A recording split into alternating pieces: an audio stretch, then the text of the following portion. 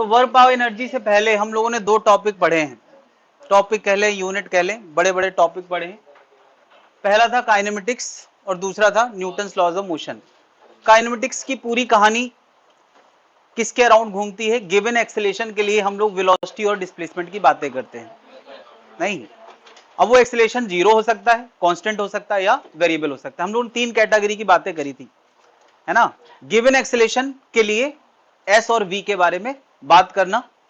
Acceleration zero मतलब uniform, acceleration constant मतलब uniformly accelerated, acceleration variable तो, है ना। और वो डिस्कशन हमने पहले एक लाइन के लिए किया, फिर एक से ज्यादा लाइन के लिए किया। इतनी ही कहानी हमारी है काइनेमेटिक्स की, अगर कम से कम शब्दों में सोचें। लॉज ऑफ मोशन में हमने बात करी कि एक्सेलेरेशन आएगा कैसे। यहां गिवन एक्सेलेरेशन के लिए सारी बातें थी, और लॉज ऑफ मोशन में क्या था कि एक्सेलेरेशन आएगा कैसे गिवन फोर्सेस के इफेक्ट में। यानी गिवन फोर्सेस के इफेक्ट में आमतौर पे या तो हम किसी फोर्स की बात करते थे, एक्सेलेरेशन पता है, या हम एक्सेलेरेशन लाने की कोशिश करते थे गिवन फोर्स के इफेक्ट में। यही तो पढ़ा यार हम लोगों ने फर्स्ट लॉ और सेकंड लॉ में। यानी पूरी कहानी एक्सेलेरेशन लाने को डेडिकेटेड थी, अगर हम सीधे सीधे एक लाइन में बोले तो। क्या बात समझ में आ गई? अब हम लोगों ने यार दो बातें, अभी थोड़ा देर पहले इंपल्स पढ़ा है, तो इंपल्स में पता है क्या पर्पस था? एक तो न्यूटन सेकंड लॉ F बराबर ma, और दूसरा V equal to u plus a t. इनको मर्ज करके एक थ्योरम बनाई, दो को मर्ज करके थ्योरम बनाई। क्या बनाई? Ft बराबर m v माइनस यू। तो ये थ्योरम बेसिकली क्या है? दो काम अलग अलग ना करना पड़े, एक साथ करना पड़े, इसलिए हमने बना दी। वरना क्या वो काम हम काइनेमेटिक्स से कर नहीं लेते थे? कर ही लेते थे। F बराबर ma लगाते, उसके बाद V equal to u plus a t लगाते, या इंटीग्रल ऑफ v dt लगा देते। वो काम हम करना जानते थे, बट हमने डायरेक्ट तरीका पढ़ा, है ना, ताकि हम थोड़ा टाइम सेव, उसमें हालांकि ज्यादा टाइम सेव नहीं होता है, कोई इंपल्स पे ही बात करेगा तो हमें वो जानना चाहिए। इसी तरह से काइनेमेटिक्स की एक और इक्वेशन है, v square equal to u square plus 2s और F बराबर ma। इन दो इक्वेशन को मर्ज करके एक और चीज बनाई जा रही है, जिससे चीजें थोड़ा आसान हो जाए, है ना। अच्छा, v square equal to u square plus 2s तो मैं तब बोलता हूं जब एक्सेलेरेशन कांस्टेंट हो। एक्सेलेरेशन वेरिएबल हो, उसका भी समाधान इससे मिलेगा। यानी जैसे यार F बराबर ma और v equal to u plus a t को मर्ज करके इंपल्स मोमेंटम थ्योरम बनी थी, इसी तरह से अब वर्क एनर्जी थ्योरम बनने वाली है, किसको यूज करके? F बराबर ma और v square equal to u square plus 2s। किसी खास पर्पस के लिए ये काम हम करने वाले हैं। अच्छा, इंपल्स का पर्पस अगर कोई बोले तो पता है क्या पर्पस था इंपल्स का? गिवन फोर्स के इफेक्ट में कुछ टाइम बाद वेलोसिटी बदलाव की बातें करना या मोमेंटम बदलाव की बातें करना, यही तो पर्पस था। गिवन फोर्स के इफेक्ट में टी टाइम में जो बदलाव हुए हैं मोमेंटम के या वेलोसिटी के, वो डील करना। तो इस टॉपिक का अगर मैं पर्पस लिखूं तो क्या है? गिवन फोर्स या फोर्सेस के इफेक्ट में कुछ दूरी चलने के बाद v में या काइनेटिक एनर्जी में क्या बदलाव हुए हैं। क्या? Shortcut to talk about the speed kinetic energy while moving some distance in effect of some force और फोर्सेस। ये पर्पस है वर्क एनर्जी का। यानी वर्क एनर्जी की सारी डीलिंग हम काइनेमेटिक्स और लॉज ऑफ मोशन से भी कर सकते हैं। मैथ बहुत फैली हुई होगी, उसको संभालना सबके बस की बात नहीं होगी। उसको संभालने के लिए हमने एक नए टॉपिक की एंट्री कराई है। यानी ये टॉपिक जब हम पढ़ेंगे तो कई बार लगेगा तो इसको तो हम काइनेमेटिक्स से भी कर सकते हैं, लेकिन क्यों करेंगे? जब हमने टॉपिक बनाया है, तो नई टर्मिनोलॉजी के साथ नए तरीके से अपना थॉट बनाएंगे, है ना। कई पुरानी चीजों को भी हम नए तरीके से सोचना सीख जाएंगे, वहां में आसानी होगी बेसिकली उसको पढ़ने में। ठीक है, तो क्या पुराना तरीका वहां क्यों लगाएंगे जहां नए तरीके में इजीली चीजों को आ जाए, हम पढ़ सकते हैं। बात समझ में आ गई? तो ये वर्क एनर्जी का पर्पस है। तो वर्क एनर्जी और पावर दो चीजें हैं। तो पावर क्या है? पर यूनिट टाइम का वर्क। पावर कुछ नहीं, रेट ऑफ वर्क है और कुछ नहीं है। तो पावर की एक क्लास होगी, और वर्क में हम लोग लगभग 2.5 क्लास 3 क्लास करेंगे। ठीक है, 4 क्लास पावर खत्म, I mean work power energy पूरा खत्म। तो हम लोग यार सबसे पहले वर्क एनर्जी थ्योरम को थोड़ा काइनेमेटिक्स और लॉज ऑफ मोशन की मदद से बनाने की कोशिश करते हैं। मतलब एक F का फोर्स लगा हो m मास की बॉडी पे, और s दूरी बाद उसका v लाना है। ठीक है, शुरुआत में स्पीड u है और v लाना है, तो हमारे स्टेप्स क्या होंगे? पहले हम इसका एक्सेलरेशन निकालेंगे, फिर क्या मैंने कुछ टाइम बाद v की बात करी है? लगाएंगे ना? चलो मैं लगाता हूं। पहले तो बताओ इसका एक्सेलेरेशन डालने के लिए f के हम दो कंपोनेंट कर देते हैं, f cos theta, f sin theta. f sin theta. खैर हमें इन सब बातों से मतलब नहीं। बताओ अच्छा इस ब्लॉक को चलाने वाला कौन सा फोर्स है? बाकी सब तो बैलेंस है, तो हमें बाकी सबसे मतलब ही नहीं है। यानी इसका एक्सेलेरेशन आएगा f cos थीटा बराबर ma, तो a बराबर f cos theta by m। क्या इस बात पे किसी कोई दिक्कत है? अगला काम हमें क्या करना है यार, a पता चल चुका है, v लाना है तो क्या करेंगे, v square equal to u square plus 2as, और a की जगह उठा के क्या रख देना है, 2f cos theta by m। u zero क्यों हो जाएगा, हम थ्योरम बना रहे हैं तो u को u रखें। हाँ बोलो।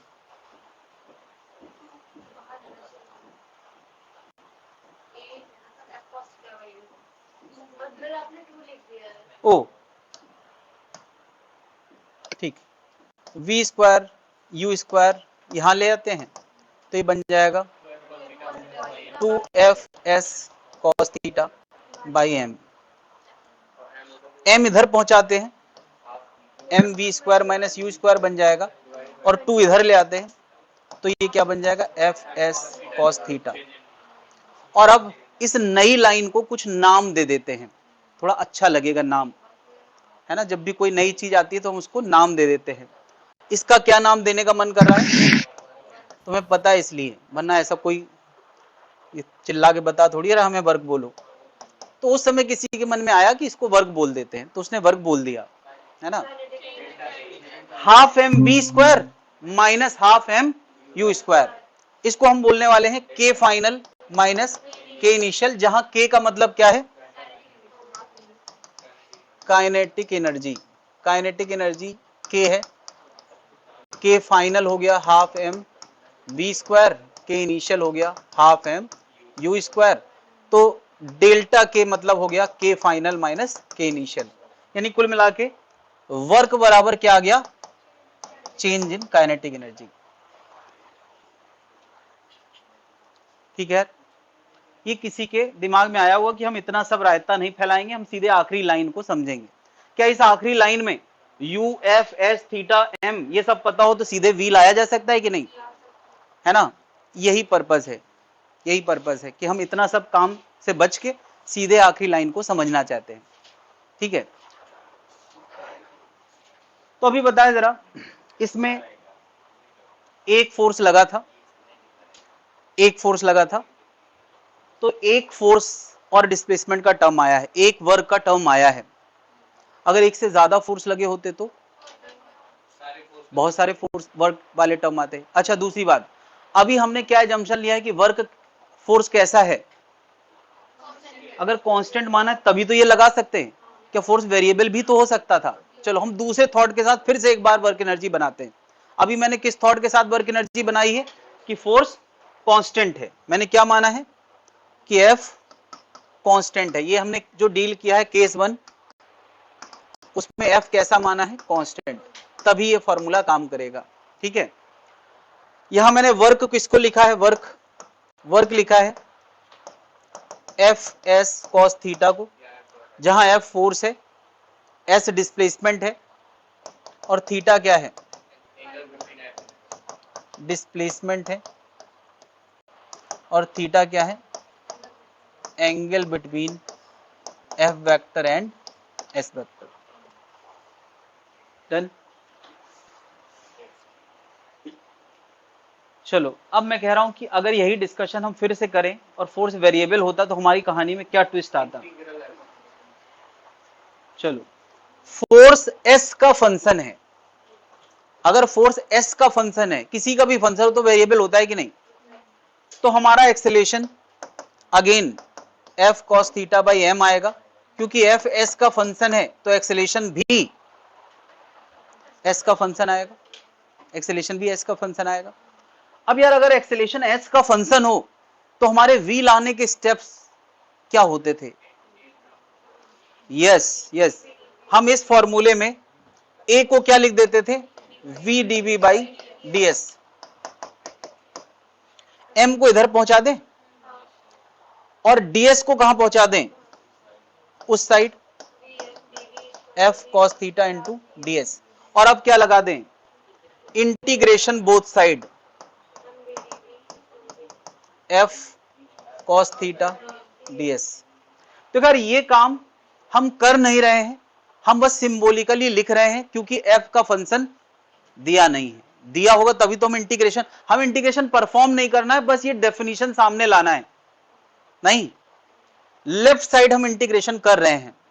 शुरू में इसकी स्पीड u थी और बाद में v हो गई है। मुझे बताओ v का integration b square by 2 u से लगा के v तक, हाफ बाहर ले लो तुरंत, और एक बार अपर लिमिट आएगी v स्क्वायर, लोअर लिमिट आएगी u स्क्वायर, और यहां क्या लिखा है, f cos theta into ds।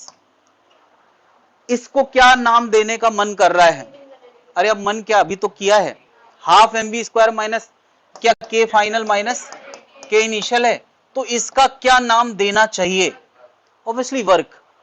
ये भी क्या है, वर्क। तो थोड़ी देर पहले वर्क को हम लिख रहे थे एफ एस कॉस थीटा, और अब हम वर्क को क्या लिख रहे हैं, integral of F D S cos theta. तो क्या ये जस्टिफाइड है? वर्क के दो दो लुक, काइनेटिक एनर्जी का एक ही लुक। मतलब ऐसा नहीं लग रहा कि काइनेटिक एनर्जी के साथ अन्याय हुआ, ऐसा फीलिंग नहीं आ रहा है। तो क्या ये वर्क के दो अलग डेफिनेशन नहीं है, ये दो मैथमेटिकल तरीके हैं वर्क को डील करने के। मैंने कहा है पूरी फिजिक्स में जब जब प्रोडक्ट वाला फॉर्मूला आता है तो उसका मतलब है कि इंडिपेंडेंट वेरिएबल के साथ डिपेंडेंट वेरिएबल बदल नहीं रहा है। यानी हर छोटे ds के लिए f एक जैसा है, हर छोटे डिस्टेंस के लिए f, लेकिन हर छोटे ds के लिए अगर f बदलने लगा तो फिर वो काम प्रोडक्ट से नहीं हो सकता है, वो काम फिर किससे हो सकता है, इंटीग्रेशन। तो ये डेफिनेशन और इस डेफिनेशन में एक्चुअली कोई अंतर नहीं है। ये मैथमेटिकल मुद्दा है कि किसी चीज को प्रोडक्ट से करा जा सकता है तो किसी चीज को इंटीग्रेशन से। अगर इंडिपेंडेंट वेरिएबल डिपेंडेंट वेरिएबल के साथ बदलने, डिपेंडेंट वेरिएबल इंडिपेंडेंट वेरिएबल के साथ बदलने लगता है तो वही काम किससे होता है, इंटीग्रेशन से। तो वर्क की एक डेफिनेशन ये आई थी, एक ये आ गई। ये कब काम करती है, जब f कांस्टेंट होगा, और ये कब काम करती है, जब f वेरिएबल होगा, फंक्शन होगा। क्या बात समझ में आ गई है? अब एक और बात, क्या फिजिक्स में हमने देखा है कि अगर कहीं ए बी कॉस थीटा लिखा हो, ए बी कॉस थीटा, और थीटा ए वेक्टर और बी वेक्टर के बीच का एंगल हो, ए और बी वेक्टर क्वांटिटी हो, तो उसको हम और कैसे कैलकुलेट कर सकते हैं, डॉट प्रोडक्ट से। तो क्या एफ एस कॉस थीटा में एफ वेक्टर क्वांटिटी है, एस वेक्टर क्वांटिटी और थीटा उनके बीच का, तो हम या तो एफ एस थीटा पता हो तो ऐसे लाएंगे, या तो एफ आई जे के में पता हो और एस आई जे के में पता हो, तो क्या डॉट प्रोडक्ट करके भी वही आंसर है। अब यार आई जे के में एफ और आई जे के में एस पता हो तो डॉट करना आसान काम होगा या ये करना आसान काम होगा, डॉट करना। क्यों? ये करने के लिए पहले एफ का मैग्नीट्यूड लाओ, फिर एस का मैग्नीट्यूड, फिर उनके बीच का एंगल पता करो, तब जाके आएगा। तो सीधे डॉट करना समझदारी होगी। तो क्या इसका एक और फॉर्मूला बन गया एफ डॉट एस? तो क्या ये नया फॉर्मूला है या उसी का डिफरेंट मैथमेटिकल वर्जन है? वही फॉर्मूला है डिफरेंट मैथमेटिकल वर्जन के साथ, उसी को हम अपडेट करके लिख रहे हैं। तो क्या इसको भी हम लिख सकते हैं integral of F dot ds। ये मोस्ट जनरल फॉर्म है वर्क का, ठीक है। मोस्ट जनरल मतलब इससे हम पुराना एक्सप्लेन कर सकते हैं। नोट कर लें वर्क की डेफिनेशंस। अब 4 लुक हो गए यार वर्क के, 4 लुक हो गए। ये नहीं दिया है वर्क बुक में भी।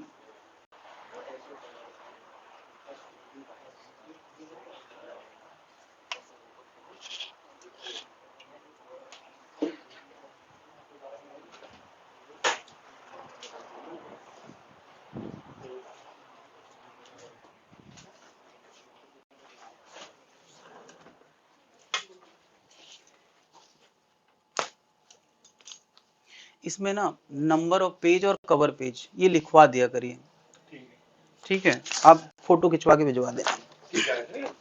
हाँ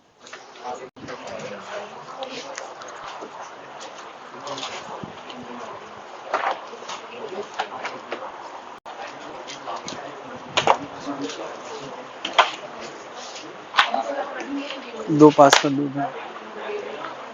2 पास कर दो। उधर दे दो।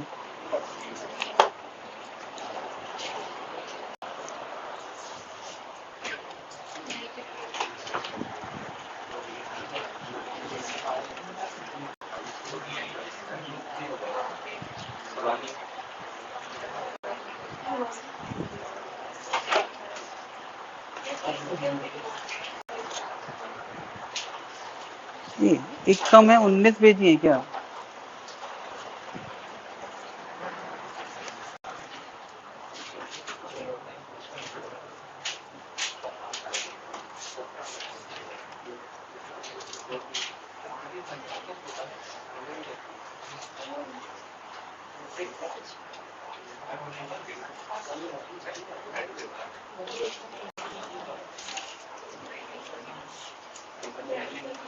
क्या किसी के पास एक ज्यादा तो नहीं है? ये ज्यादा है? मैं अभी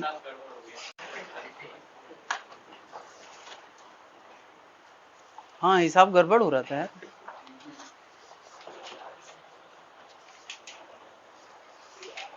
हाँ भाई, मिला लें जरा, कहां तक दिया है? ये सब लिखा है क्या?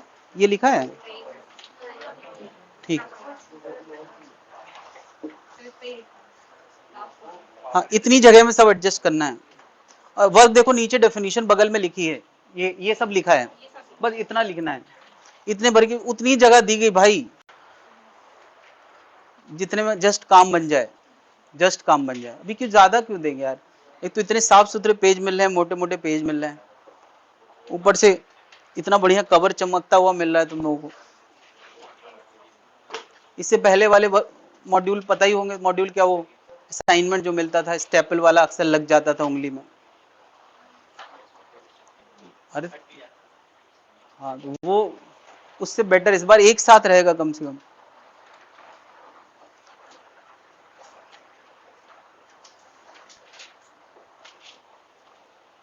तो ले दे के यार, वर्क बराबर चेंज इन काइनेटिक एनर्जी फिर से आ गया, W बराबर डेल्टा के फिर से आ गया। अच्छा, पिछला एग्जाम्पल भी मैंने एक फोर्स लेके किया था, और ये एग्जाम्पल भी एक फोर्स लेके किया है, तो फोर्स का एक ही टर्म आया है, ये वाला फोर्स और डिस्प्लेसमेंट का एक टर्म आया है। सोचो अगर एक से ज्यादा फोर्स होते, एक से ज्यादा फोर्स होते कांस्टेंट के केस में, तो वर्क के ज्यादा टर्म आते, नहीं आते? और इंटीग्रेशन के केस में भी वर्क के ज्यादा टर्म आते। खैर, तब भी हमें एक चीज देखने को मिलती, सारे वर्क का सम किसके बराबर होता? Change in kinetic energy. तो हमने अब यार इतना सब लिखने का कोई मतलब नहीं, आएगा वही। तो डेफिनेशन क्या बनाई? W ऑल बराबर डेल्टा के, W ऑल बराबर डेल्टा के। मैंने यार यहां दिखाया है थोड़ा सा, मतलब मैं एक बार बस दिखाना चाह रहा हूं, सबको नोट नहीं करना है, कि अगर एक से ज्यादा तीन फोर्स लगे हैं, F1, F2 और F3, तो नेट फोर्स क्या होगा? F1 plus F2 cos theta minus F3 upon m, ये एक्सेलेरेशन आएगा। फिर v square equal to u square plus 2as, a की जगह ये उठा के रखोगे, जब सॉल्व करोगे तो देखो यार तीन टर्म वर्क के आए हैं, तीन टर्म आए हैं। नहीं, तुम कहोगे देखने में तो अलग अलग लग रहे हैं, नहीं यार, देखने में भले अलग अलग लग रहे हैं, अगर तुम इसको डेफिनेशन मानते हो तो इससे सब जस्टिफाई हो जाएंगे। कैसे? F1 लगा है आगे, तो S के साथ उसका एंगल कितना है? 0 डिग्री, तो cos 0 क्या बन जाएगा? 1, तो वो प्लस F1S आएगा। F2 लगा है पीछे, तो S के साथ उसका एंगल कितना है? 180 डिग्री, तो FS cos 180, cos 180 क्या होता है? माइनस, तो ये माइनस आ जाएगा। तो देखने में भले एक जैसे लग रहे हैं, बट एक ही फॉर्मूले से सब कुछ गवर्न हो रहा है कि नहीं हो रहा है? तो अभी तुम्हें समझ में आ रहा हो कि वो जो डेफिनेशन हमने वर्क की पढ़ी है, वो अपने आप में सेल्फ सफिशिएंट है।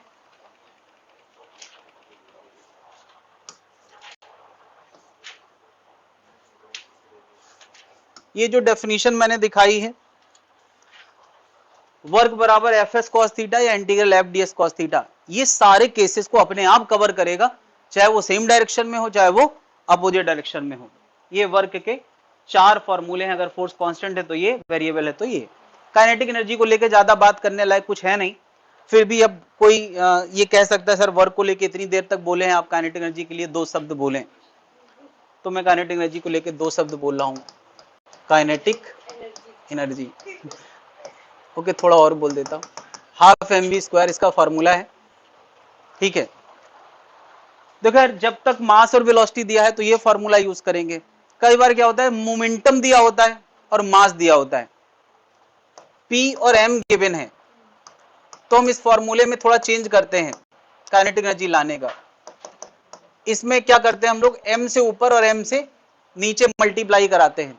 तो पता है ऊपर क्या गया, ऊपर आ गया M स्क्वायर V स्क्वायर, और एम वी का स्क्वायर बन गया, तो क्या बन गया, P square by 2M। Kinetic energy का ये लुक आ जाएगा। कोई कहते नहीं P और V गिवन है, तो काइनेटिक एनर्जी को किस लुक में लिखोगे? हाँ, तो काइनेटिक एनर्जी को हम क्या लिखेंगे, half m v into we.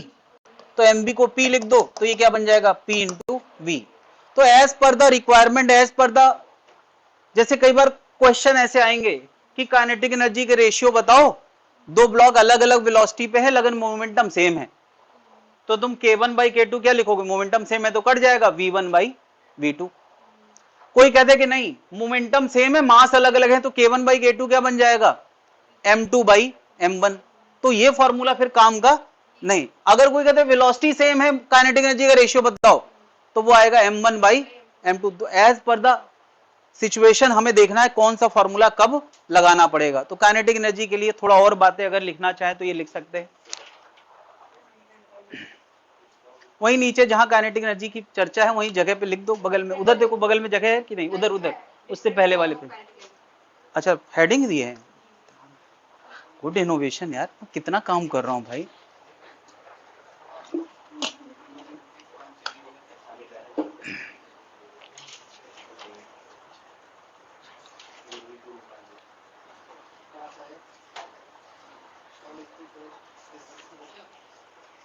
Different form of kinetic energy मैंने लिखा है, वहीं पे ये सारे फॉर्मूले लिख सकते हैं।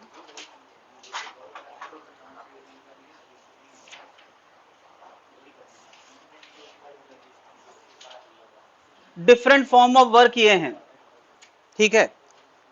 तो अभी हम लोग यार आगे वर्क की प्रैक्टिस करने वाले हैं, और वर्क के इन चार फॉर्मूलों की प्रैक्टिस करना है। कब, कहां, किस सिचुएशन में कौन सा फॉर्मूला लगाना है, इसकी प्रैक्टिस करना है, ताकि हमें सोते जागते एकदम आदत में आ जाए किस सिचुएशन में कौन सा फॉर्मूला लगाना है, इसकी आदत बनाना है। ये चीजें विशेष तौर पे सबको सुनना चाहिए। कहां ध्यान है भाई, तो मैं क्या यहां लिखवाऊं अब, बाबूजी आपका ध्यान किधर है, फिजिक्स वाले की दुकान इधर है। छोले भटूरे वाले अक्सर ध्यान खींचने के लिए लिखवाते अपने ठेले पे, बाबूजी आपका ध्यान किधर है, छोले भटूरे की दुकान इधर है। तो मेरा ध्यान वहां जाता है, फिर भी नहीं खाता मैं। गंदे छोले भटूरे कौन खाया है सड़क के किनारे वाले। तो मैं भी ऐसे ही करूंगा क्या यार, यहाँ लिखवाऊंगा बाबूजी आपका ध्यान किधर है, फिजिक्स वाले की दुकान इधर है। ध्यान दो भाई अपने आप।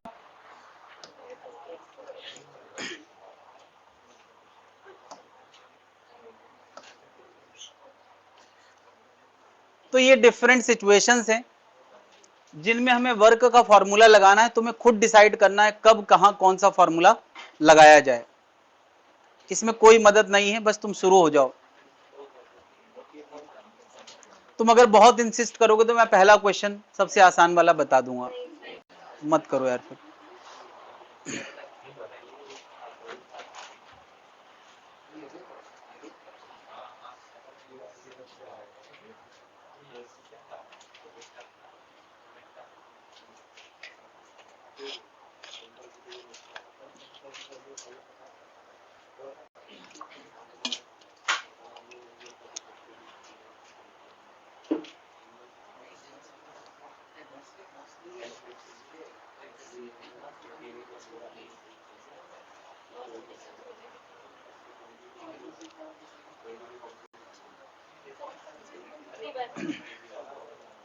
हाँ भाई, ये हॉरिजॉन्टल के साथ 37 एंगल है, 37 डिग्री।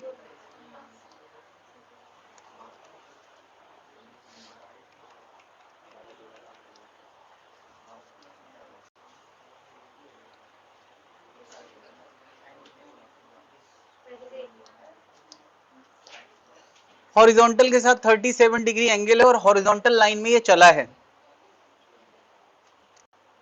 एफ दिया है, एस दिया है, थीटा दिया है, कौन सा फॉर्मूला लगाना चाहिए?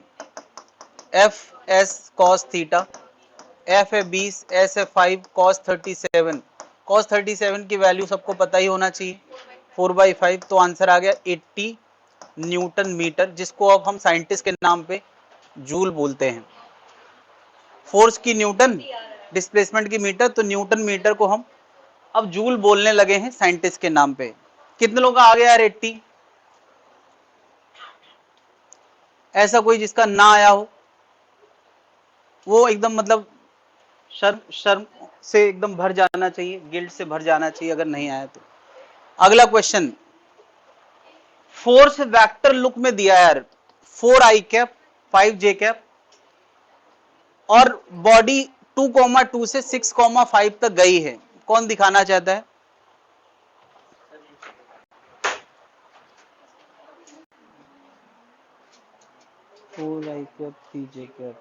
ठीक, आगे और भी करते जाएं, दिखाते जाएं। ये बताओ, वर्क में जब डॉट करते हैं तो डॉट का नाम स्केलर प्रोडक्ट क्यों रखा गया था? क्योंकि उससे जो आंसर आता है वो हमेशा स्केलर आता है। तो हम आई वाले के साथ आई वाले का प्रोडक्ट करते हैं, फिर आई लिखते नहीं है, स्केलर डिस्कशन होता है भाई। ठीक ठीक, ये कौन सा है?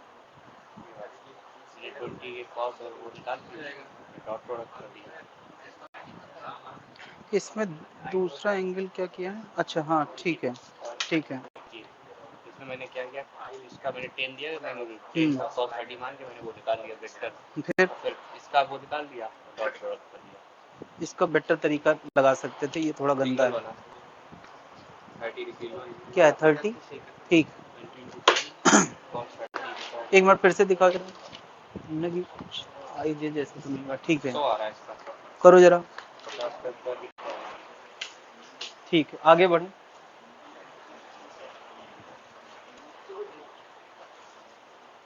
न्यूटन नहीं बेटा, वर्क ला रहे हैं हम लोग। ये वर्क का फॉर्म, ये एफ डॉट एस वर्क का फॉर्मूला है कि एफ का फॉर्मूला है?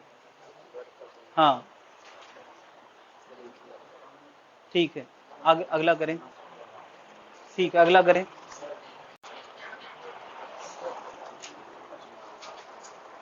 अगला है, पहली बात तो एफ और एस के बीच का एंगल थोड़ी 53 डिग्री है। 90 भेजे, 90 आंसर भेजे, फोटो भेजे। Yes sir. ठीक, अगला करें। ओके सेम, कौन सा क्वेश्चन कर रहे हैं? तो एस का मैग्नीट्यूड निकाल लें, फिर इनके बीच का एंगल पता है क्या? तो कौन सा फॉर्मूला लगाएंगे? क्या एफ एस फॉर्मूला होता है, एफ एस कॉस थीटा होता है? तो फिर तो बड़ी दिक्कत हो जाएगी। ठीक है, देखो फोर्स वेक्टर लुक में है और कांस्टेंट है, वेक्टर लुक में है और कांस्टेंट है, तो हमें कौन सा फॉर्मूला लगाना चाहिए? W बराबर एफ डॉट एस, उसके लिए हमें एस वेक्टर चाहिए, मतलब डिस्प्लेसमेंट वेक्टर। क्या यहां से बॉडी यहां तक गई है, इसके बीच का डिस्प्लेसमेंट वेक्टर याद है यार कैसे निकालते थे? x2 माइनस x1 आई कैप, यानी 6 माइनस 2 आई के साथ और 5 माइनस 2 जे के साथ, यानी ये आ रहा है 4i प्लस 3j। ये एस वेक्टर लाना पड़ेगा। ये यार कई बार हमने पढ़ा है, S vector r2 vector minus r1 vector, यानी आई वाला आई वाले से। एफ है 4i कैप 5j कैप और एस है 4i कैप 3j कैप। अब यार जब डॉट ओपन करते हैं तो आंसर कभी भी वेक्टर में नहीं आता है, डॉट खोलते हैं तो आंसर स्केलर आता है। आई वाला आई वाले के साथ मल्टीप्लाई होता है, 16 आएगा। फिर आई ना लिख देना भाई, क्योंकि स्केलर प्रोडक्ट में केवल कोफिशिएंट मल्टीप्लाई होते हैं, वहां यूनिट वेक्टर नहीं आता है। जे वाला जे वाले के साथ मल्टीप्लाई होगा यानी 15, तो ये कितना आ गया सॉल्व करके? 31 न्यूटन मीटर, जिसको हम जूल कहेंगे। कितने लोग आ गया यार? 90 भेजा क्या? सर अभी बस फोन नहीं है सर, मम्मी के पास है, वो भी ठीक है थोड़ी देर ठीक है, में हो गया देगी ये। तो भेज दूंगी। Yes sir. अगला क्वेश्चन, अगला ये वाला, ये वाला, ये वाला कितने लोगों का हो गया यार?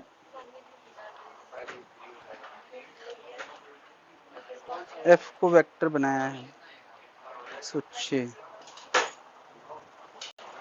हाँ भाई, कितना आया अगले वाले का? कितना आया तुम्हारा उसका? इसका आंसर कितना आया था? 96 न्यूटन। 96 न्यूटन इनटू मीटर जो भी है सर। 96 आ रहा है ना? हाँ वही मैं देख रहा हूँ। अलीना देखो जरा क्या, 48 सोचिए।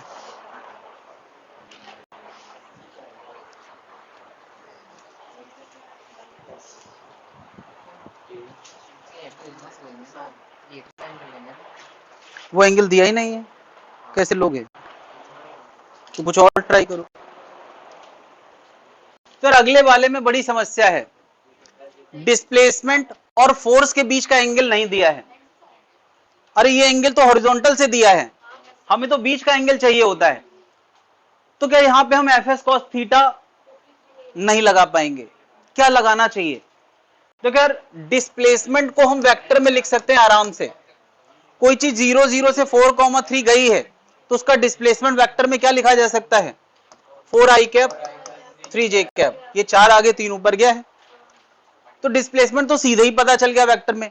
अगर हम एफ को भी वेक्टर बना लें तो हम वेक्टर वाला फॉर्मूला लगा सकते हैं। यानी वर्क हम किस तरीके से ला सकते हैं? एफ डॉट एस करके, एस ऑलरेडी वेक्टर में है, एफ को वेक्टर बनाना। क्या वेक्टर को बनाना याद है कि नहीं? कैसे वेक्टर बनाते थे? एंगल से लगा हुआ यानी एक्स कंपोनेंट कॉस में आएगा, आई के साथ लिखा जाएगा। एंगल के सामने वाला कंपोनेंट या बगल वाला कंपोनेंट, दूर वाला कंपोनेंट साइन में लिखा जाएगा और वो जे के साथ आएगा। ये पता होना चाहिए भैया, कंपोनेंट बनाना। फिजिक्स में हर जगह वेक्टर क्वांटिटी आएगी तो कंपोनेंट करना पड़ेंगे। cos 53 होता है 3/5, sin 53 होता है 4/5, तो ये आ रहा है 12i cap 16j cap. 12i cap 16j cap का डॉट करना है 4i कैप 3j कैप के साथ। तो अब बताया डॉट करना बड़ा आसान है, i वाला i के साथ 48, j वाला j के साथ 48, मतलब कितना? 96 जूल। कितने लोगों का आ गया यार? क्या ये मुश्किल क्वेश्चन था? कंपोनेंट बनाना आता है तो बहुत आसान है, कंपोनेंट बनाना भूल चुके हो तो फिर यार बिल्कुल एकदम एकदम जड़ वाली चीज भुला दी है तुमने। कंपोनेंट कब बना? हर टॉपिक में बनाना पड़ सकते हैं। अगला क्वेश्चन जनता मुझे दिखाए।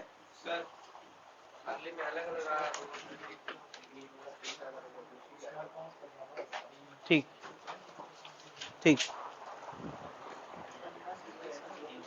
दोनों से सेम आंसर आएगा।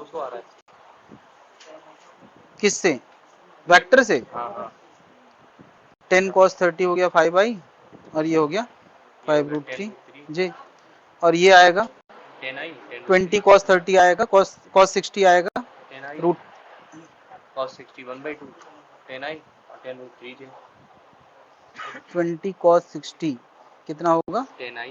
हाँ ठीक है, 3j sin 60 ठीक है, और फिर 5i 5√3 cos 30√3 होता है और sin 30 हाफ होता है।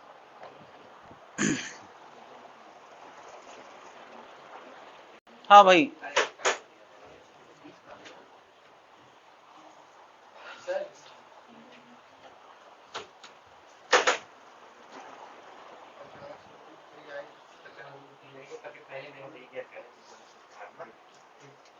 कौन वाला? हाँ हाँ, एस वेक्टर में थोड़ा गड़बड़ किया है। 10 इसका हाइपोटेनस है तो 10 cos 30 आई के साथ लिखा जाएगा, तुमने 10 आई के साथ लिख दिया है, और cos 30 हाफ होता है। हाँ, और ये होता है, हाँ अब सही आएगा। हाँ भाई, क्या आया आंसर? वर्क क्या वेक्टर क्वांटिटी? इतनी देर से मैं बोल रहा हूँ वर्क एक स्केलर क्वांटिटी है, तो वर्क का आंसर आई जे में तो एक्सपेक्ट ही मत करो। और कहीं एक जगह हाफ वाली गलती हो गई है। ये बताओ 10 कट चुका है 2 से, सॉरी। हाँ हाँ हाँ गलत है, सॉल्विंग में गड़बड़ कर दिया है। अब क्या गलत है? सॉल्विंग में गलती कर दी है।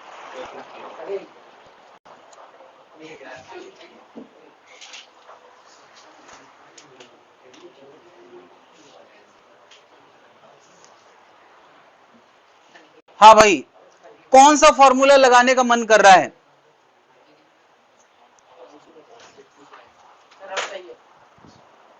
अरे कुछ करो यार, लगाने का ही मन नहीं कर रहा है, ये जवाब नहीं होना चाहिए यार।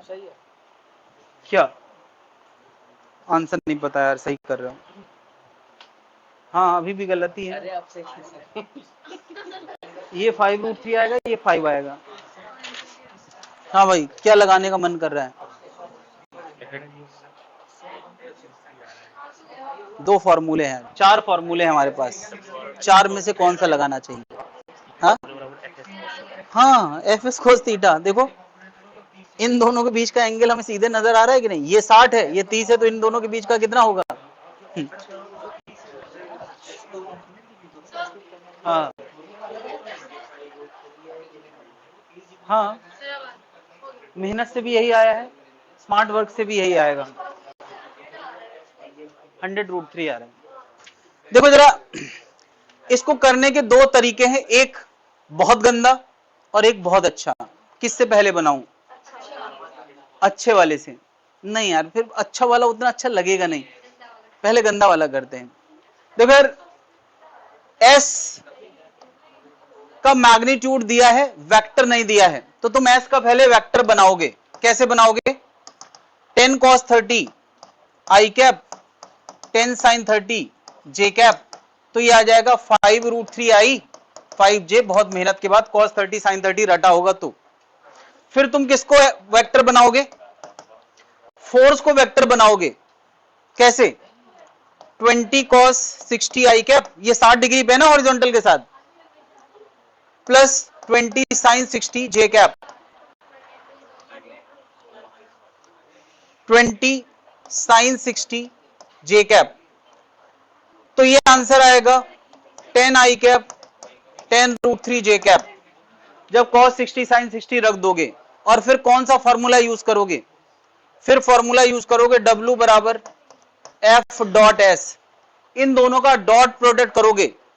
जब इन दोनों का डॉट प्रोडक्ट करोगे तो आई वाला आई वाले से मल्टीप्लाई होगा, आई वाला आई वाले के साथ मल्टीप्लाई होगा, जे वाला जे वाले के साथ। ओके, मैं करके दिखाता हूं।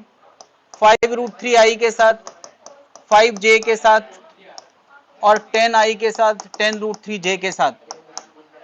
ओके, j के साथ। बता यार, ये कितना आ गया? 50√3। ये कितना आ गया? 50√3। तो टोटल कितना हो गया? 100√3 जूल। कितने लोगों ने कर लिया भाई? कितने लोगों ने इसी तरीके से किया? हाथ उठाएं। ये इसको बोलते हैं मेहनत। अब आसान वाले तरीके से करते हैं।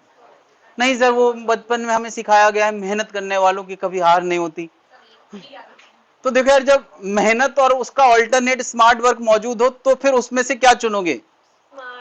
तो स्मार्ट वर्क पे मेहनत करो ना यार, बहुत सारे स्मार्ट वर्क पे मेहनत करो तो ज्यादा अच्छे आउटकम आएंगे। लेकिन ठीक है, तब भी मेहनत काम की चीज है। वर्क का हम बताओ, अच्छा हमें चाहिए होता है एफ एस और उनके बीच का एंगल। तो एफ और एस के बीच का एंगल ये पता है कि नहीं? अरे यार, ये 60 है, ये 30 है, हॉरिजॉन्टल से ये 60 है, हॉरिजॉन्टल से ये 30 है, तो इनके आपस का एंगल नहीं पता चल गया? तो जब पता चल गया तो एफ का मैग्नीट्यूड एस का मैग्नीट्यूड पता है, तो वर्क बराबर हम एफ एस कॉस थीटा लगाएं। और इनके बीच का एंगल कितना है? 30। एफ कितना है? एफ है 20, एस है 10 और कॉस 30 कितना? √3/2। सॉल्व करो, क्या है? 100√3 आ रहा है कि नहीं? कौन सा बढ़िया है यार? कितना अंतर है दोनों को करने में। उसको करने में हो सकता है 2 मिनट लग जाए और इसको करने में ज्यादा से ज्यादा 20 सेकंड। अरे इतना भी नहीं, पढ़ना भी पड़ता है। तुम तो 2 सेकंड मतलब 20 सेकंड में क्वेश्चन हो जाएगा ये।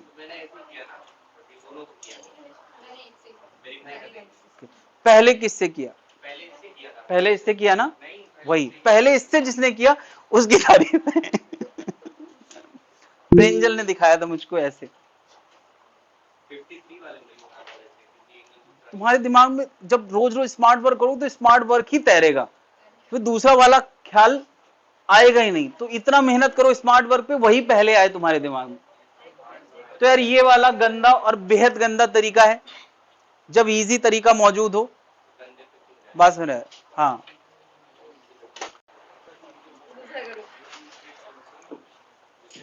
जब वही सफेदी वही झाग कम दाम में मिले तो कोई रेनी बोले।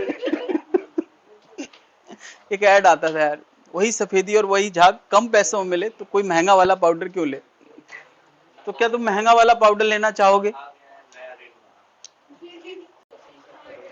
हाँ भाई, कहानी खत्म नहीं, अभी तो हमने 2 ही फॉर्मूले टच किए हैं, अभी तो और भी फॉर्मूले टच करना है।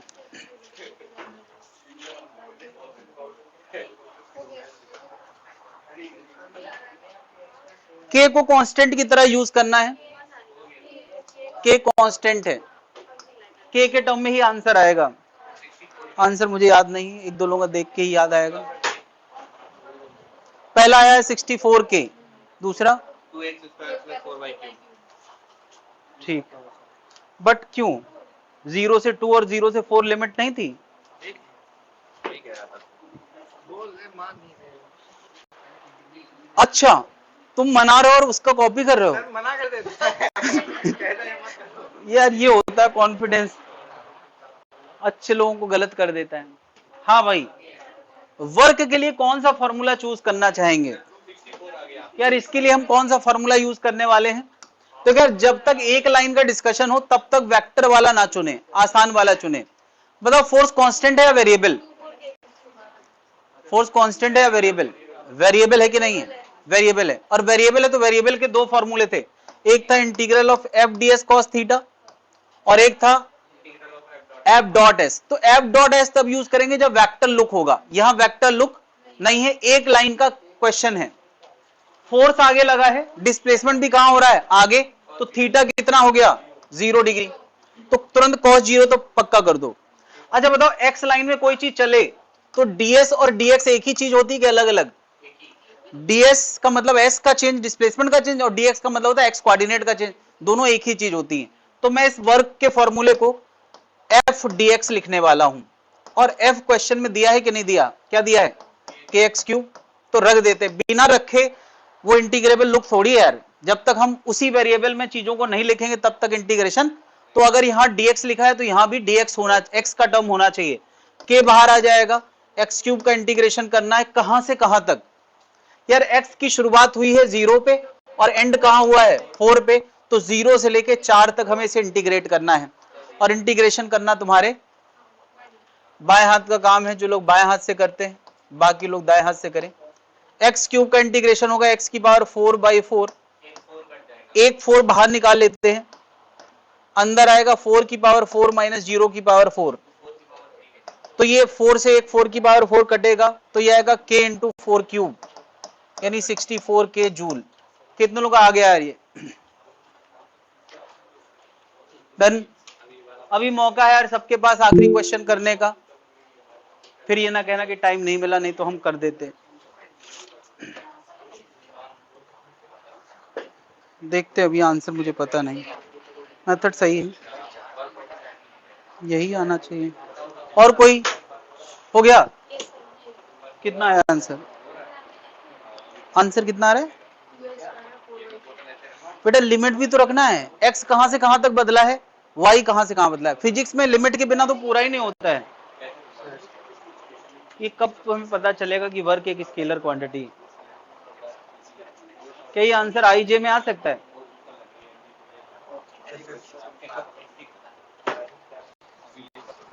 लिमिट क्या रखी है? 0 से यार x में 0 से 2 रखेंगे और y में 0 से 4 रखेंगे। हाँ ठीक है।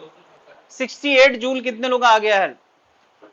चलो मुझे बता रही है, फोर्स में 2 कंपोनेंट हैं, एक को हम Fx कह सकते हैं वो x कंपोनेंट ऑफ फोर्स है, और एक को हम Fy कह सकते हैं, वो क्या है, y कंपोनेंट ऑफ फोर्स। जब भी यार वेक्टर फोर्स का एक से ज्यादा कंपोनेंट में दिया हो और वेरिएबल दिया हो, तो हमें कौन सा फॉर्मूला यूज करना है, वर्क का most general form F dot ds। मैं यार इस फॉर्मूले को थोड़ा और समझाना चाह रहा हूं क्योंकि इस पे ज्यादा बात हुई नहीं है। देखो यार F किस लुक में होना चाहिए, something I, something J, something K। देखे जरा, क्या हमारा फोर्स इसी लुक में है कि नहीं है? हाँ, K वाला नहीं है, कोई बात नहीं, दो तो है। तब ds का मतलब क्या होता है? ds का मतलब होता है स्पेस में किसी ने ऐसा वेक्टर कवर किया है जिसमें कुछ x कवरेज होगा, कुछ y कवरेज और मे बी कुछ z कवरेज। तो ds का मतलब होता है dx i cap, dy j cap, dz k cap. ठीक है। अब जब भी हम इस लुक के फोर्स को यहां लिखेंगे और इस लुक के ds को यहां लिखेंगे तो क्या अगली लाइन बनेगी? जब भी हम यार ऐसे dxi, dyj, dz लिखेंगे तो अगली लाइन क्या बनेगी? जरा इसको अगली लाइन पे ध्यान दें। देखिए यार, डॉट का मतलब होता है i वाला i वाले के साथ, j वाला j वाले के साथ, k वाला। तो एक तरह से यहां पे तीन इंटीग्रेशन आ जाएंगे, fx dx, fy dy plus fz dz। देखा जाए तो जब भी यार कोई चीज इस लुक में आए तो इसका मतलब होता है एक साथ तीन काम, x वाला इंटीग्रेशन, y वाला इंटीग्रेशन और z वाला। तो हमें कितने करना है इस बार? पता है यहां पर इस क्वेश्चन के लिए हमें कितने इंटीग्रेशन करना है? z में बदलाव हो ही नहीं रहा है तो ये वाला नहीं आएगा, केवल क्या आएंगे? दो आएंगे। क्या जनता समझ पा रही है मैं क्या कह रहा हूं? खैर, इतनी बात मैं तो कहूंगा कहीं तुम्हें नोट कर लेना चाहिए ताकि तुम्हें समझ में आ जाए कि एक्चुअली क्या मतलब होता है 3D वेक्टर के वर्क निकालने का। 3D वेक्टर के वर्क निकालने का मतलब तीन इंटीग्रेशन एट अ टाइम हमें करना होते हैं। इसके बाद हम लोग अपने क्वेश्चन पे आते हैं। बदर हमारे क्वेश्चन में f किस लुक में था? f हमारा 2D लुक में था। क्या था? 2xi 3y स्क्वायर j, ये 2D लुक है। और ds क्या था? ds क्या था? ds को लिखेंगे dxi dyj। ये दो में क्यों लिख रहे हैं? क्योंकि बॉडी 2D में मूव कर रही है, 3D में मूव नहीं कर रही है। तो बताओ हमारे इंटीग्रेशन कितने आना है? क्या fx dx आएगा और fy dy आएगा? fx है 2x, fy है 3y स्क्वायर। अच्छा, आप लिमिट भी दो रखेंगे। x कहां से कहां बदला है? तो यार ये x इनिशियल है और ये x फाइनल है। y कहां से कहां बदला है? ये y इनिशियल है और ये y फाइनल है। तो हमें यार 0 से 2x में बदलाव करना है और 0 से लेके 4y में बदलाव करना है। ये काम करना है। अभी कैसे करेंगे? इंटीग्रेशन जिनको आता है वो कर लेंगे। क्या मुझे करके दिखाना चाहिए?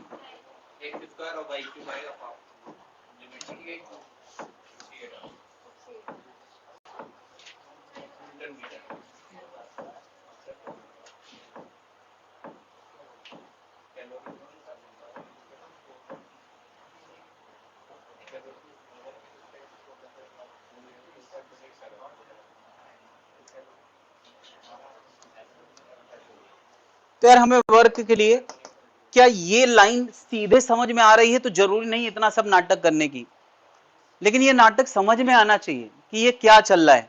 अब ऐसा भी नहीं कि सर इसकी जरूरत नहीं, तो हम आगे से भूल ही जाते हैं कि ये क्या कर रहे हैं आप। ये तो पता होना चाहिए कि इसके बाद ये आता है। तो हम क्या सीधे आखिरी काम कर सकते हैं? fx dx fy dy, fx is 2x, fy is 3y square. दो इंटीग्रेशन एक साथ। बताओ अब यार, इंटीग्रेशन x का integration x square by 2, number हमेशा निपटा देना चाहिए। y का integration y cube by 3, number हमेशा निपटा देना चाहिए। और लिमिट रखना है यहाँ 0 से 4, यहाँ 0 से 2। तो यह आएगा 2 स्क्वायर माइनस 0 स्क्वायर, यह आएगा 4 क्यूब माइनस 0 स्क्वायर, 0 क्यूब। तो ये कितना हो गया? 4, और ये हो गया 64। तो ये आंसर आ रहा है 68 जूल। किसी को कोई दिक्कत हो किसी स्टेप में तो बताए। आसान था ना? हाँ, आसानी था यार। ये इतनी चीज जरूर समझ लें कि मैंने ये क्या लिखा है, और आगे के लिए रोड मैप बना लें कि अगर 2D वेक्टर है तो 2 टर्म और 3D वेक्टर है तो 3 टर्म, यानी 3 इंटीग्रेशन एक साथ करना पड़ सकते हैं। बात क्लियर है भाई?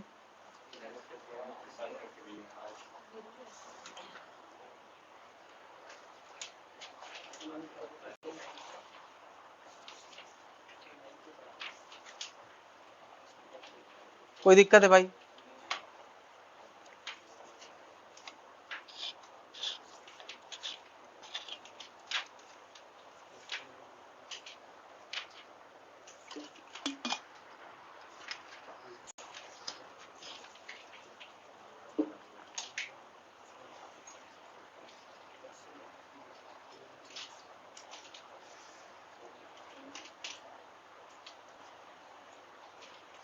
रोटेशनल मोशन से पहले तक का कंटेंट इसमें डाल दिया गया है पूरा।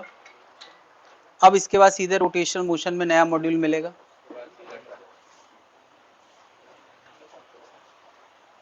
पूरी फिजिक्स 14 मॉड्यूल में है मेरी, 14 मॉड्यूल में पूरी फिजिक्स है, जिसमें 11th वाले के 9 मॉड्यूल हैं और 12th के मात्र 5 हैं। और यही वेटेज है यार 11th 12th का। 11th 60% है तो 12th 40% है पूरी फिजिक्स का।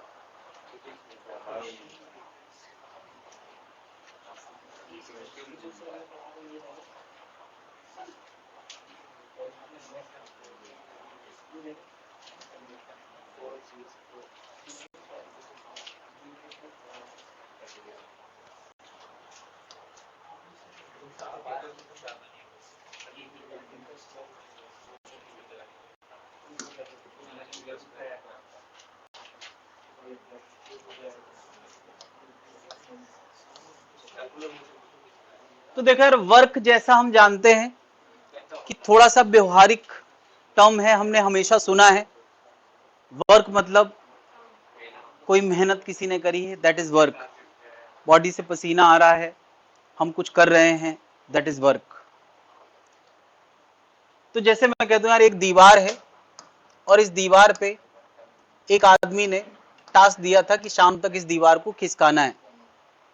जैसे ये दीवार है, इसको खिसकाना है, बगल वाली दुकान अंदर लेना है, ठीक है।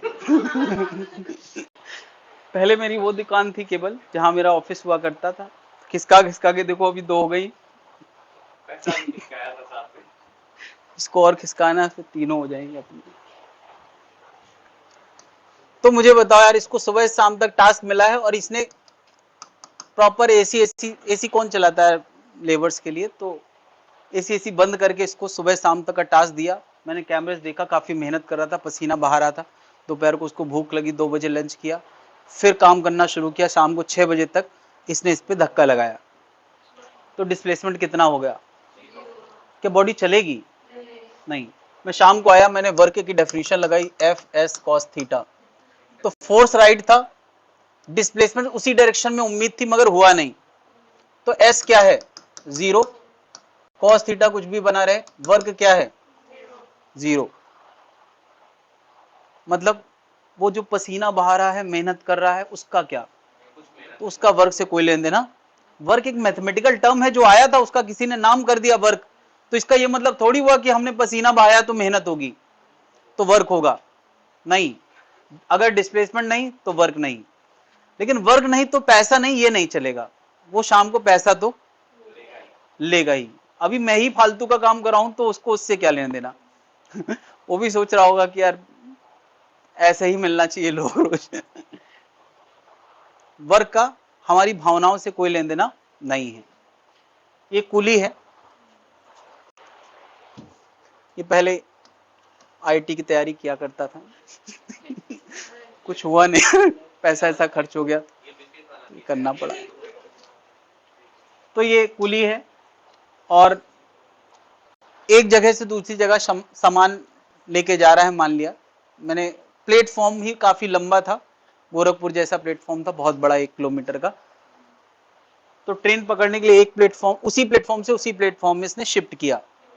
सर पे इसने अब मेरा सूटकेस रख लिया, तो सर से इसने जो ऊपर फोर्स लगाया तो ऑब्वियसली नॉर्मल रिएक्शन होगा। अब कोई कहते आदमी ने लगाया या उसके सर ने लगाया या उसके साफे ने लगाया, कई बार साफा रख लेते ना, एक ही बात है इन सबका। अब इसमें कोई अलग अलग करने का मतलब नहीं है, ठीक है। तो नॉर्मल एक्शन ऊपर है, जो इसके साफे से या इसके सर से लग रहा है, जो ये इंसान लगा रहा हो, एक ही बात है सब बातों का। और ये सूटकेस यहां से लेके यहां तक शिफ्ट कर दिया, तो बता यार वर्क कितना? वर्क होता है F S cos theta. F का नाम है नॉर्मल एक्शन, एस तो किया ही है उसने, दिख रहा है, लेकिन थीटा कितना है 90 डिग्री, तो वर्क कितना? 0। तो किसी समझदार फिजिक्स वाले ने उससे कह दिया तुमने 0 वर्क किया, कोई पैसा नहीं, तो घेर लिया उसको, पूरा यूनियन आ गया भाई, क्योंकि कुलियों का यूनियन होता है, तुम्हें पता है यार, कुली नंबर 1 कुली नंबर 2 होता है कि नहीं, उनमें से एक कुली का लीडर होता है जो कुली नंबर 1 होता है। तो इसलिए वर्क भले 0 निकल के आ रहा है, मगर पैसा तुमसे पूरा लेगा, और तुम्हें देना भी चाहिए, वरना वो लोग घेर लेते हैं। ठीक है,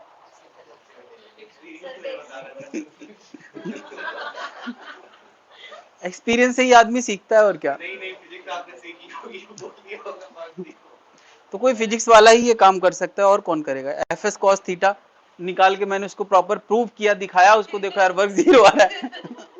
कोई मानने को तैयार ही नहीं, तो अब क्या करें यार। फिर मैं अकेला था, तो मैंने कहा कि नहीं ठीक है, पैसा तो अब भी बनेगा ना यार, तुमने पसीना बहाया बस।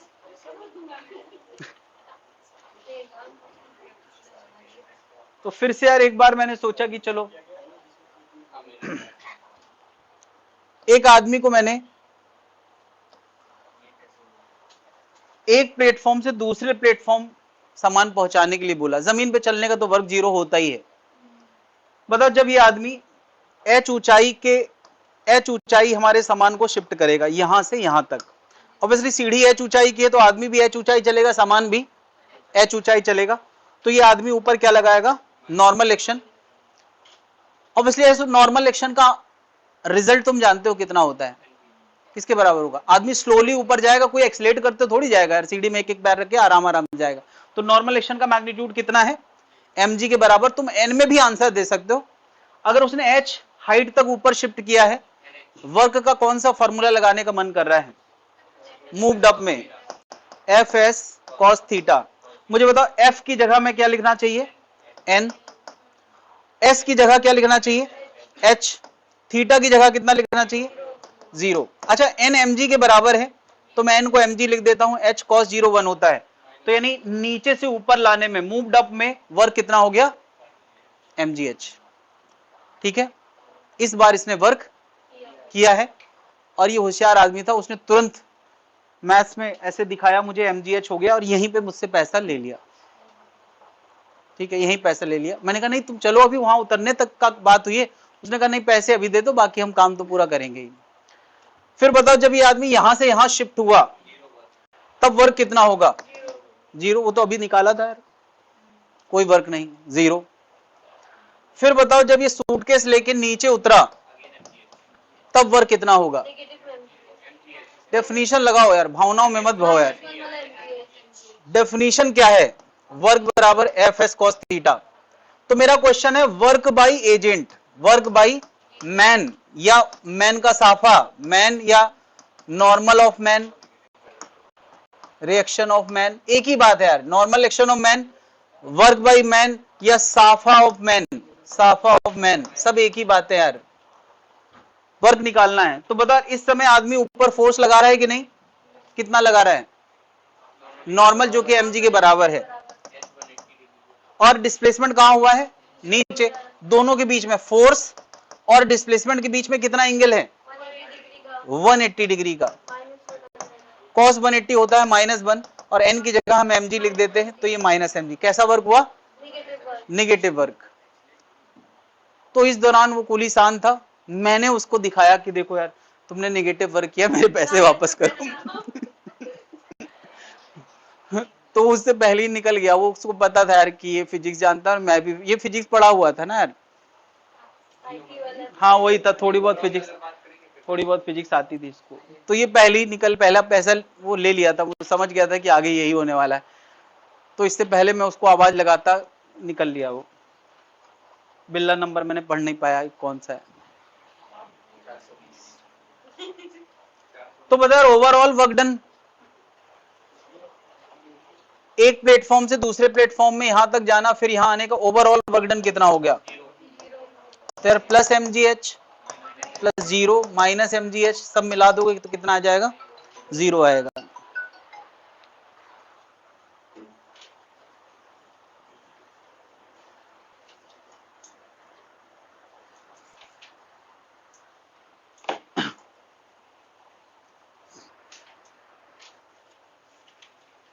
तो वर्क का भावनाओं से कोई लेना देना नहीं, डेफिनेशन के हिसाब से फैसला लें, है ना। तुम्हें लग रहा है कि नहीं उसने मेहनत करी होगी तो उसको पैसा तो होता है, तो पैसा होता है, बट वर्क डेफिनेशन के हिसाब से तय होता है।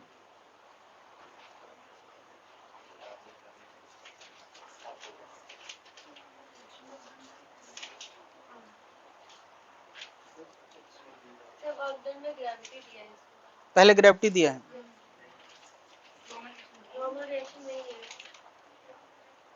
ये है ही नहीं, ये है, उसके बाद नहीं है। इसके बाद क्या है, वर्क डन बाय ग्रेविटी है। हाँ ये भी तो है।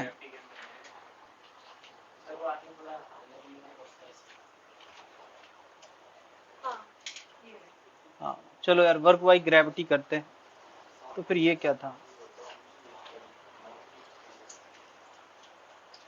ओके पिछले वाले डिस्कशन में क्या वो नॉर्मल वाला डायग्राम नहीं बना है, नीचे जगह है ना, वहां हम कर सकते हैं।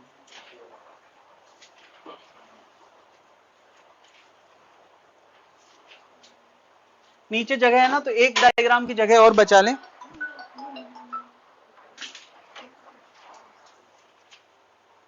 बता, अच्छा इस एम मास के ब्लॉक में ट्रैक से क्या मिल रहा है,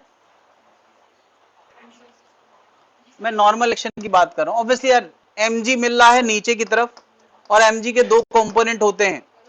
हम लोग शो कर सकते हैं कि अगर ये mg है नीचे की तरफ, ठीक नीचे, ये एंगल थीटा है, तो ये 90 है, तो ये कितना होगा 90 माइनस थीटा, तो ये कितना आएगा यार, ये कई बार शो किया जा चुका है, ये आता है थीटा। यस यार, ये वाला एंगल होगा 90 में से 90 माइनस थीटा घटाओ तो वो आएगा थीटा, क्योंकि इतना पूरा 90 है। तो mg के दो कंपोनेंट हम हमेशा बोलते थे, एंगल से लगा हुआ कॉस में और दूर वाला साइन में। mg साइन थीटा के अगेंस्ट कोई नहीं है तो ये चलेगा। mg कॉस थीटा के खिलाफ कौन है, नॉर्मल एक्शन, तो नॉर्मल एक्शन इसको प्लेन के परपेंडिकुलर मूव नहीं करने देगा, यानी इसका मोशन जो होना है वो नीचे की तरफ होना है। खैर मुझे ना mg साइन थीटा की चिंता करना था, ना mg की, ना किसी की, हमें नॉर्मल एक्शन का वर्क पूछा है ना, तो अभी ज्यादा चीजों में फोकस मत करो, एक समय पे जिसकी बात की जाए बस उसी का वर्क सोचो। तो नॉर्मल का वर्क लाना था, डेफिनेशन क्या है, F S cos theta, F की जगह क्या लिख देते हैं एन। अच्छा हाँ, अगर एन ना नजर आए तो तुम एन की जगह क्या लिख सकते हो, mg cos थीटा, क्योंकि उसके बराबर होता है। लेकिन फिलहाल अभी मैं पहले एन लिखता हूं, स्टेप वाइज आगे बढ़ेंगे। एस की जगह जितना इसने चला है, एस की जगह जितना इसने चला है, थीटा कितना, थीटा कितना मुझे बताओ, नॉर्मल एक्शन ऐसे है, एस ऐसे है, दोनों के बीच में एंगल कितना है 90 डिग्री है, तो वर्क क्या आ गया 0 आ गया। नॉर्मल एक्शन का वर्क 0 आ रहा है। नॉर्मल एक्शन का वर्क अभी थोड़ा देर पहले ऊपर जाते समय पॉजिटिव था, नीचे आते समय नेगेटिव था, वो आदमी के सर से जो लग रहा था। सीधा चलते समय 0 था, खिसकते समय नीचे 0 आया है, ठीक है।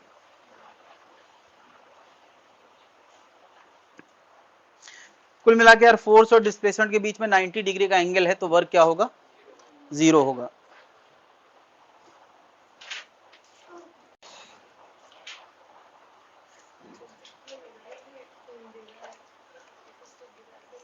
चलो अब हम बात करते हैं ग्रेविटी की, मतलब अब नॉर्मल एक्शन की चिंता ना करना, केवल सोचो कि ग्रेविटी कहां लग रही है। बता, इस एम मास के ब्लॉक में ग्रेविटी कहां लग रही है, नीचे, और ये ब्लॉक यहां से खिसका के यहां पहुंचा दिया गया। जनता बताए वर्क कितना होगा, क्या दिख रहा है, सिंपल फॉर्मूला लगाएंगे, F S cos theta, F की जगह क्या लिख देते हैं mg, एस की जगह एस कर देते हैं। बदर mg और s के बीच में कितना एंगल है, देखो mg नीचे है, डिस्प्लेसमेंट आगे हुआ है, दोनों के बीच में कितना एंगल है? 90 डिग्री, cos 90, सॉरी,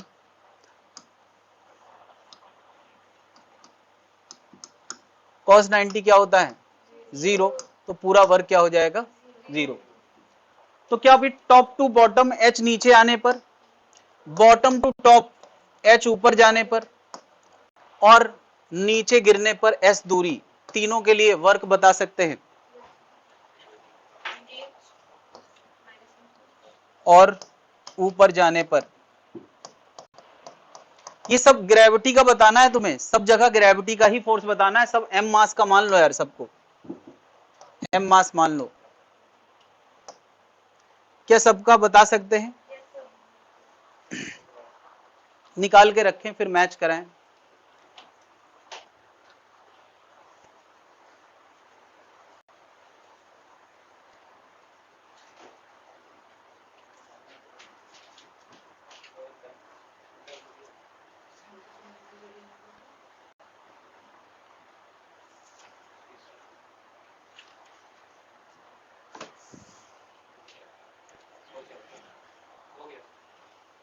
बताओ जरा, ऊपर से नीचे बताओ, mg कहां लग रहा है और डिस्प्लेसमेंट कहां है? नीचे। तो वर्क होगा एफ एस कॉस थीटा। क्या mg और h के बीच में एंगल कितना है? 0 डिग्री। f को हम क्या लिख देते हैं? mg। s का नाम क्या लिख देते हैं? h cos 01। तो ये आंसर कैसा आ गया है? पॉजिटिव आंसर आया है। ऊपर से नीचे जाने पे ग्रेविटी का वर्क कैसा होगा? ऑब्वियसली यार ग्रेविटी ही नीचे गिराती है तो उसका वर्क कैसा होगा? पॉजिटिव। नीचे से ऊपर जाते समय बताओ mg कहां लग रहा है? नीचे। डिस्प्लेसमेंट कहां हो रहा है? ऊपर। दोनों के बीच में एंगल कितना है? 180। तो वर्क होगा एफ एस कॉस 180। f की जगह mg लिख देते हैं, s का नाम h लिख देते हैं, cos 180 माइनस, कितने लोगों ने लिख लिया यार? डन। थीटा एंगल का ये इंक्लाइन ट्रैक है। ऊपर से नीचे आने में ग्रेविटी का वर्क डन आ गया है। कितना है? ओके। ग्रेविटी का दो कंपोनेंट हम लोग हमेशा लिखते आए हैं, इधर वाला mg cos थीटा, इधर वाला बताओ कौन वर्क कर रहा है? mg cos थीटा या mg sin theta? mg cos theta 90 degree पे लगा है तो खिसकने पे कोई वर्क, मैं दोनों का वर्क लिख देता है, work by mg cos theta, और वो होगा 0। क्यों?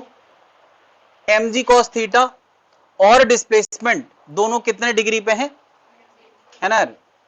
As mg cos theta and s has angle 90 degree. Work by mg sin theta लाते हैं, work by mg sin theta. Definition क्या है? F S cos theta. बताओ यार, mg sin थीटा फोर्स की जगह लिख सकते हैं और s की जगह s लिख देते हैं, और थीटा की जगह बताओ यार mg cos sin थीटा और s के बीच में कितना एंगल है? 0 डिग्री। तो ये आंसर आ गया mg s sin थीटा। कितने लोग आ गया यार? mg s sin theta. लेकिन यार इसको इस लुक में लिखने के बजाय जो फैशन चल रहा है, फैशन जरा समझे, ये ऊंचाई के टर्म में आंसर लिखने का फैशन है। तो क्या हम s की जगह h की एंट्री करा सकते हैं? s की जगह h की एंट्री कराना है, क्या करना पड़ेगा? अरे देखो क्या करना पड़ेगा, इस फॉर्मूले में sine theta perpendicular upon hypotenuse h by s होगा। तो जहां s साइन थीटा आया है उसको तुम क्या लिख सकते हो? जहां s साइन थीटा आया है उसको हम क्या लिख सकते हैं? mg h। ये बड़ा बढ़िया इंटरेस्टिंग आंसर आया है। यानी हम यार खिसके तिरछा हैं मगर आंसर ऐसे आया हो जैसे mg सीधे सीधे नीचे चला हो। नहीं आया यार? प्लस mgh, तो ये भी एकदम जस्टिफाइड बात है। अगर हमें फोर्स और उसके अलोंग वाला डिस्प्लेसमेंट पता हो तो भी हम वर्क लिख सकते हैं। यानी fx into sx, fy into sy, ऐसे भी वर्क सोचा जा सकता है। तो ये एक तरह से fy था mg और उस डायरेक्शन में sy कितना है? h। तो वो आंसर क्या आ गया? mgh के जस्टिफाइड आंसर है mgh। तो अब तुम समझ गए होगे नीचे से ऊपर जाने पे वर्क क्या आने वाला है?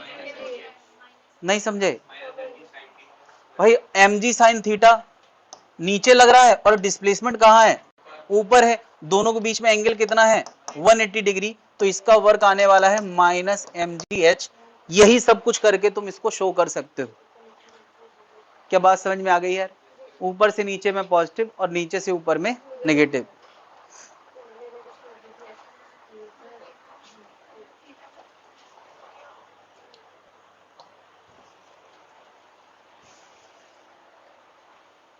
कोई दिक्कत है भाई लोग?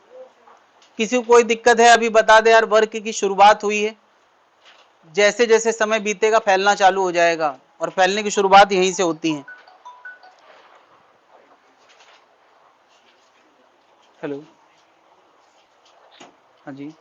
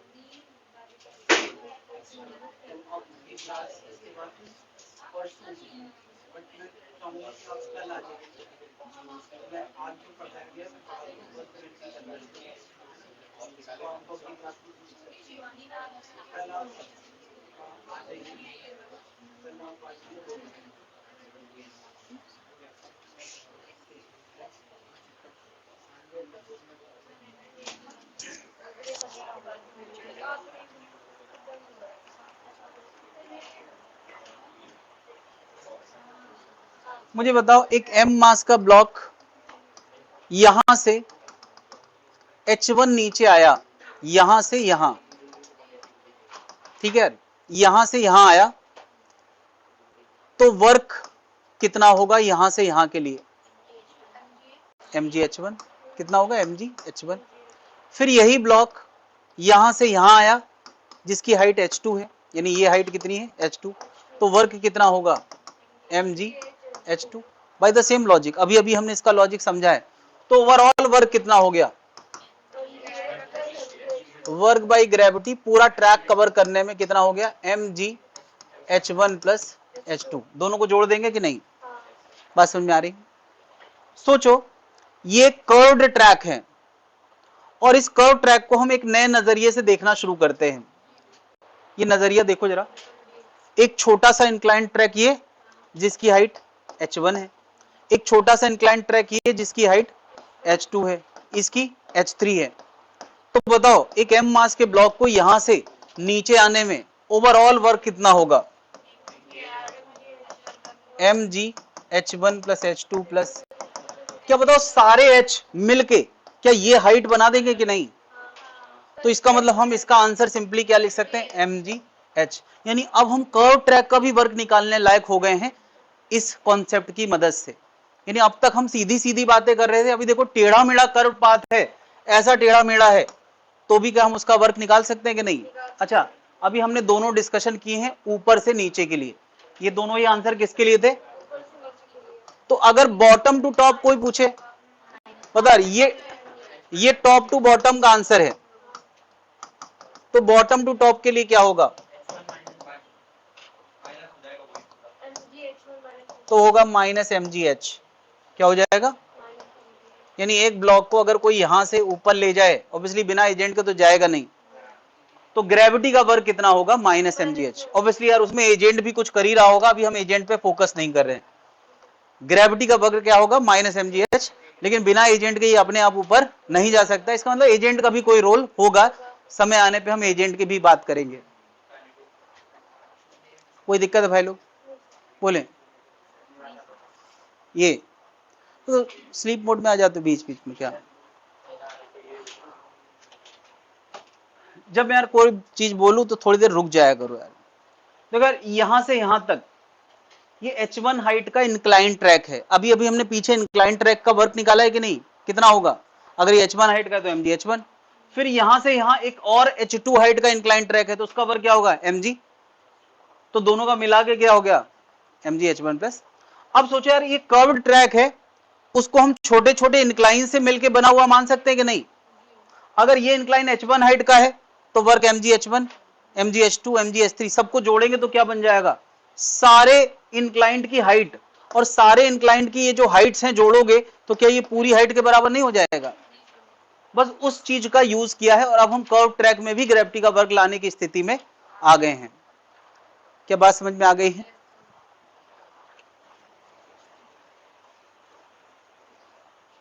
दस मिनट बचे हैं बस।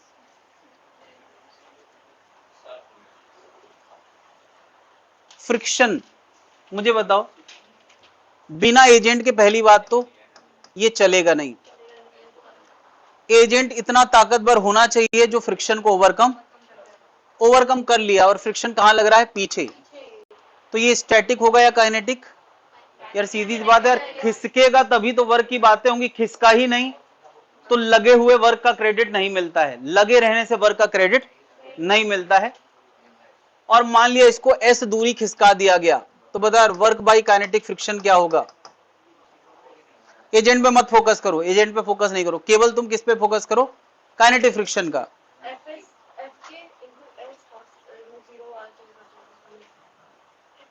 सोच लें आराम से, सोच लें आराम से, हाँ सोचे यार, वर्क का फॉर्मूला लिखो और एक एक चीज के बारे में सोचो, इतना सिंपल सा काम है। वर्क होता है एफ एस कॉस थीटा, एक एक चीज के बारे में सोचो। एफ का नाम क्या हो गया है, एफ के, एस का नाम एस है, थीटा कितना है दोनों के बीच में, एफ के पीछे खिसका आगे है तो एंगल कितना है 180, कॉस 180 है ना, कॉस 180 क्या होता है -1, तो ये आ गया माइनस एफ के इंटू एस। अच्छा एफ के लिख नहीं सकते अगर मुझे एम मास पता हो, क्या एफ के होता है म्यू इंटू एन, म्यू दिया होगा क्वेश्चन में, म्यू दिया होगा क्वेश्चन में, और एन क्या होगा mg, तो हम चाहें तो एफ के को क्या लिख सकते हैं म्यू mg इंटू एस। कोई दिक्कत है? कितने लोगों ने यहां तक कर लिया है? चलो अगला क्वेश्चन है, इसको यार ये एल लेंथ का ट्रैक है, थीटा एंगल का, थोड़ी देर के लिए मैं एस ऊंचाई मान लेता हूं, मगर आंसर मुझे एस में नहीं चाहिए, एल में चाहिए, हाइट में भी नहीं चाहिए, एल में, एस में।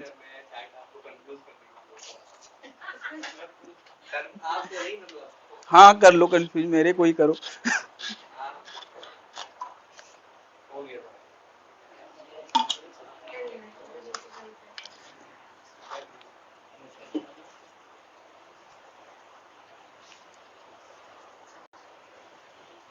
ऊपर से नीचे हम ला रहे हैं और किसका वर्क लाना है, फ्रिक्शन का।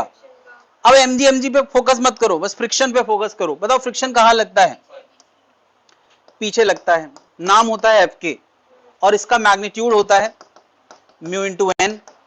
लेकिन यार अब एन तो पता करना पड़ेगा, तो थोड़ी सी mg की बात कर ही लेते हैं। एन के खिलाफ होता है mg cos थीटा और इसके अलोंग होता है, हमें उसकी भी चिंता नहीं करना है, बस एन की चिंता करना था। एन किसके बराबर है, mg cos थीटा। तो फ्रिक्शन आ गया। बताओ ऊपर से नीचे आ रहा है तो वर्क, एक एक चीज के बारे में सोचे। एफ की जगह क्या लिख दें, पहले एफ के लिखते हैं, अगली लाइन में लिखेंगे। एफ की जगह एफ के, एस की जगह एस, थीटा कितना, बता फ्रिक्शन पीछे है, एस नीचे है, एंगल कितना है 180 डिग्री, तो ये आ गया माइनस एफ के इंटू एस। और एफ के की जगह क्या लिखना है, mu into mg cos theta, ये आ गया। लेकिन मैंने कहा यार एस में आंसर नहीं चाहिए, कोई बात नहीं। क्या बताओ cos थीटा बराबर बेस अपॉन हाइट होता है, तो एल का आंसर होगा s cos थीटा, यानी s cos थीटा जहां आया है वहां हम क्या लिख सकते हैं, म्यू mg एल। ये आंसर बड़ा इंटरेस्टिंग है। ऐसा आया है जैसे मानो ब्लॉक को जमीन में खिसकाया गया है, नहीं देखो ऐसा आया है जैसे मानो, मगर ऐसा है नहीं, ऐसा आया है जैसे मानो कि वो हॉरिजॉन्टल में खिसका हो।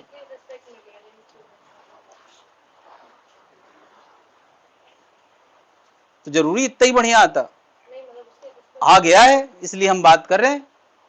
अगर एच में लिखे तो एच में मतलब एच में लिखते तो बहुत गंदा आता। वही जिसमें अच्छा आया वही अच्छी अच्छी बातें करने का फैशन है, तो हम लोग अच्छी बातें कर रहे हैं। क्या एच में नहीं लिख सकते इसका आंसर? साइन थीटा का चक्कर में होगा। तो एस की जगह एच बाई साइन थीटा आता, तो आता answer mu M g cot theta. अच्छा लगता कहीं? एच कॉस नहीं लगता ना? तो क्या वो गलत है? किसी के मन में ऐसा आ ही नहीं सकता। बिल्कुल आ सकता है। तुम्हें हमेशा क्रिएटिव होना है, हम बातें अच्छी अच्छी करेंगे, ठीक है?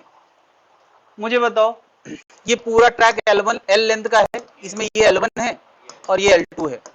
एक मास को यहां से यहां खिसकाया, वर्क कितना होगा? एक मिनट, फ्रिक्शन का चल रहा है, कितना? Minus mu M G L1। फिर यहां से यहां खिसकाया, minus mu M G L2। तो ओवरऑल वर्क कितना होगा? होगा कि नहीं? यहां से यहां तक का वर्क किया आएगा, समझ गए? तो अब सोचो यार, ये एक रफ ट्रैक है, क्या इसको हम छोटे छोटे इंक्लाइन ट्रैक में सोच सकते हैं? एक मास को अगर यहां से यहां पहुंचाया जाए तो हमें क्या चाहिए? अरे वर्क कितना होगा? Minus mu M G L1 plus L2 plus जितने भी ये ट्रैक हैं, तो सब मिला के क्या आ जाएगा? कितना बढ़िया आंसर आया है कि ट्रैक में चल रहा है टेढ़े मेढ़े, मगर आंसर कितना सीधा आया है। ऐसा आंसर आया जैसे मानो जमीन में खिसकाया गया हो। बात समझ में आ रही है? कितना बढ़िया आंसर आया है।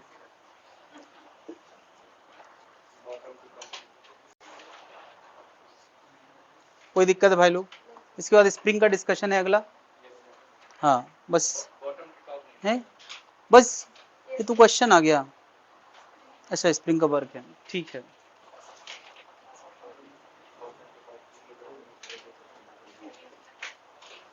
एक स्प्रिंग और उसके साथ ब्लॉक लगा हुआ है। अगर कोई एजेंट आगे खिसकेगा तो एजेंट कैसा वर्क करेगा? अरे देखो, एजेंट आगे चल रहा है, फोर्स भी आगे लगा रहा है, तो पॉजिटिव करेगा। और स्प्रिंग कैसा करेगी? नेगेटिव। मैंने किसका पूछा है? ध्यान देना, केवल स्प्रिंग पे फोकस करो।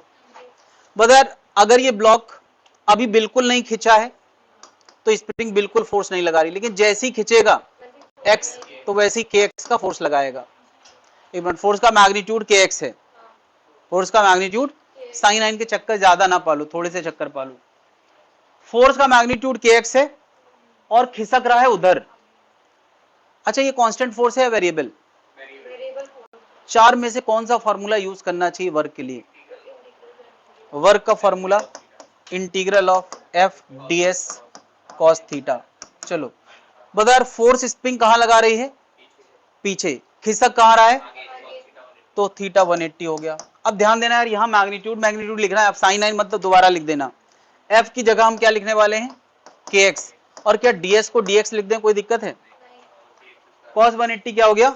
माइनस, माइनस के बाहर एक्स का इंटीग्रेशन 0 से x नॉट तक, 0 से x नॉट तक खिसकाया गया है। एक्स स्क्वायर बाई 2, 0 से x नॉट तक, तो ये आंसर कितना आ गया? हाफ के एक्स नॉट स्क्वायर। बड़ा फेमस है।